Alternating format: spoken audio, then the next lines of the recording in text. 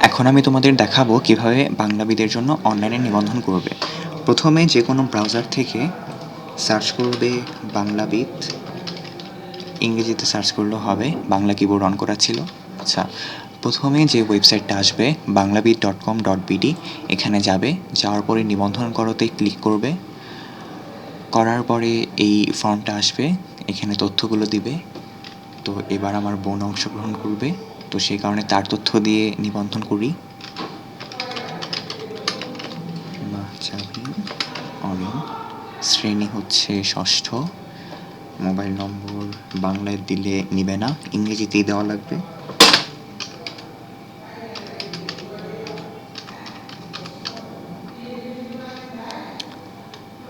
না, 01710176301। এরপর বিভাগ হচ্ছে ময়মনসিংহ। এরপর নিবন্ধন সম্পন্ন করাতে দিলে নিবন্ধন হয়ে যাবে।